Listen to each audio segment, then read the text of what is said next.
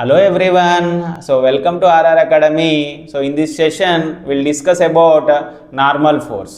So what is normal force? We'll see the definition and then we'll see the practically. The definition is a force exerted by a surface against to an object resting on it is called as what? Normal force. ఒకసారి చూద్దాం అది ఏంటిది అనేది.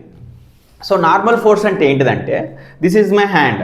So నేనేం చేస్తున్నా ఈ బుక్తో పెట్టాను, దీనివల్ల ఏమైంది కాంటాక్ట్ అనేది క్రియేట్ అయింది. నా హ్యాండ్కున్న బుక్కి ఏం క్రియేట్ అయింది, కాంటాక్ట్ అనేది క్రియేట్ అయింది.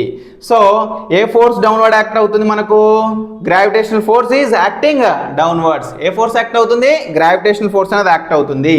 సో దానివల్ల ఈ బుక్ అనేది కింద పడుతుందా, పడట్లేదు. కింద పడుతుందా, పడట్లేదు. ఎందుకు పడట్లేదు అంటే దీనికి అగెనిస్ట్గా ఒక ఫోర్స్ యాక్ట్ అవుతుంది. ఆ ఫోర్స్నే మనం ఏమంటున్నాము అంటే నార్మల్ ఫోర్స్ అంటున్నాము. సో ఇప్పుడు మనం ఒకసారి డెఫినేషన్ చూద్దాము. ఏ force exerted by a surface means what? Force exerted by what? Surface against to the what? Object. So resting on it. So ఏమవుతుంది, against to the object ఒక ఫోర్స్ యాక్ట్ అవుతుంది. దాన్ని ఏమంటున్నాము మనము, నార్మల్ ఫోర్స్ అంటున్నాము. So దీన్ని ఇంకా మనం ప్రాక్టికల్గా చూద్దాము. So I'm taking this 2 water bottles. What I'm balancing it. So ఏం చేస్తున్నా, 2 వాటర్ బాటిల్ తీసుకున్నాను, దీన్ని ఏం చేస్తున్నాను నేను, బ్యాలెన్స్ చేశాను. సో ఇప్పుడు ఏమవుతుంది, సో డౌన్వర్డ్ ఏం యాక్ట్ అవుతుంది, గ్రావిటేషనల్ ఫోర్స్ యాక్ట్ అవుతుంది. ఏం యాక్ట్ అవుతుంది, gravitational. MG and MG 2mg force is acting downwards.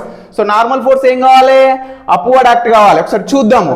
So ఎప్పుడైతే నేను దీన్ని కట్ చేస్తానో my hand will go up. You can see, observe carefully. So I'm cutting. So what, which force is acted, normal force is acted. So this is our experiment about normal force.